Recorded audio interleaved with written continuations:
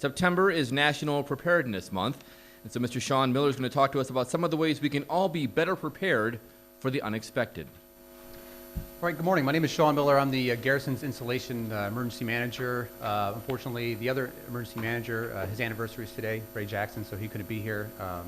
He's enjoying Portofino and Cinque Terre right now. So what we want to talk about is National Preparedness Month, or as many of you know around here, we call it Emergency Preparedness Month. Same thing, but same message.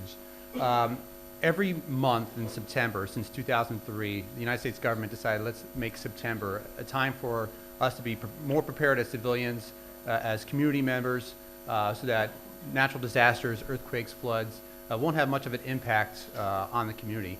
So this month we have a whole bunch of different fun and exciting things that we're going to do. It's really through an information campaign and awareness. The theme for this month is Be Disaster Aware, Take Action to Prepare. You really can't do the first step unless you know what type of natural disaster hazards affect your community. So throughout the month through Facebook, AFN radio and TV, at the movies, the ads before the movie reels, at the PX, Outlook, all the different mass media modes that we have here within the community. We're going to put messages out just to show how you as an individual or just one person within a family can better prepare yourselves in the event that a disaster happens.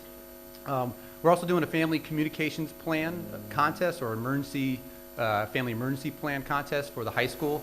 So the grades 9 through 12, what we want is show us what your family emergency plan looks like.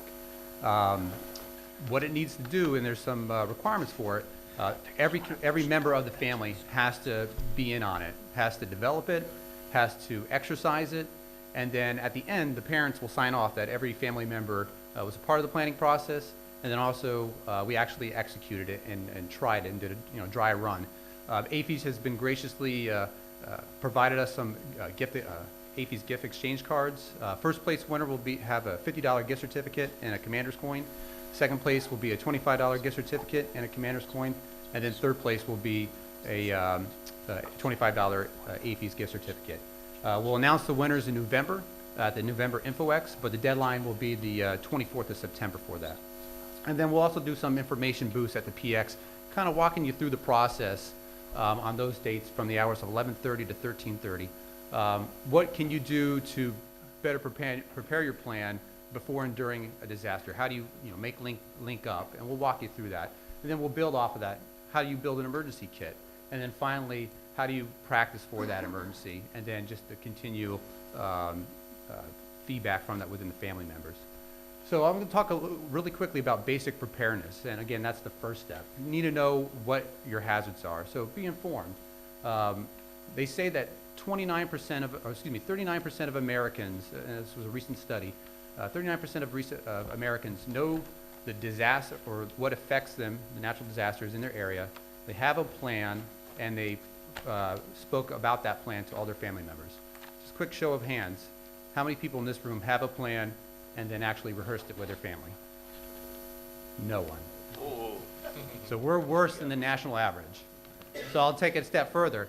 29% of Americans who did that plan then built a kit based off of those hazards to sustain it for 72 hours. Show of hands. 1, 2, 3, 4 people. All right, so still pretty bad. So you kind of educate the community on what you can do, and it's really easy. So quickly, natural disasters in our area. Severe thunderstorms and lightning happens every summer. We get a really violent thunderstorm, produces hail. Hail sometimes the size of golf balls. I took a picture one time, it was the size of a quarter. And then $2,000 worth of damage later, I fixed my car because of hail damage. Floods. Everyone knows the flood of 2010 that happened in October, November. But then we also had the Veterans Day flood in 2011, the Thanksgiving flood in 2011, another flood in 2012, recurring pattern here, January 2013. So floods happen a lot. They happen during the change of the seasons of winter to spring, and then also from fall to winter. So October we'll see some. It's raining today. You never know. So you got to be prepared to know what your actions are when that flood happens. And then earthquakes. Everyone probably remembers the earthquake we had May, June of 2012 early morning hours. Happened in the Parma region. Unfortunately, many people did lose their life. Lots of people were injured. Over 49,000 people were displaced, could no longer live in their home. Could happen here, and we did feel those effects of those earthquakes. So there's certain things that you should do before, during, and after, just like any good preventive maintenance checks and services that the Army does.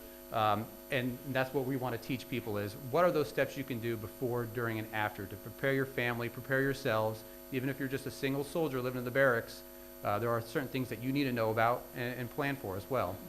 And then making that plan, know who to call, where do you go. So your house is shaken, and after it's shook, or after the fire, where do you go? To the mailbox, or maybe to the parking lot down the street.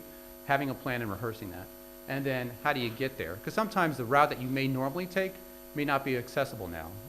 Bridges might be out, streets might be flooded, so find multiple ways to get there. And then build an emergency supply kit. They say that 72 hours is a crucial time where first responders may not be able to get to you, because they may also be trying to get out of the disaster themselves. So if you plan for the first 72 hours for your family, you are 10 times more likely to survive the incident, the disaster. So just something to consider. But it could be something as simple as buying things, or actually you probably have the stuff around your house right now to build a disaster supply kit, just knowing what you need. It needs to really make you comfortable, clean, fed, and stay healthy for those 72 hours. And again, you could buy that at AFES, DECA, online, multiple ways to get those resources. Next slide. Okay, so there are multiple areas where you can get more information. Ready.gov, wonderful site. ArmyReady.mil is another one. If you just type that in, it'll redirect you to that webpage.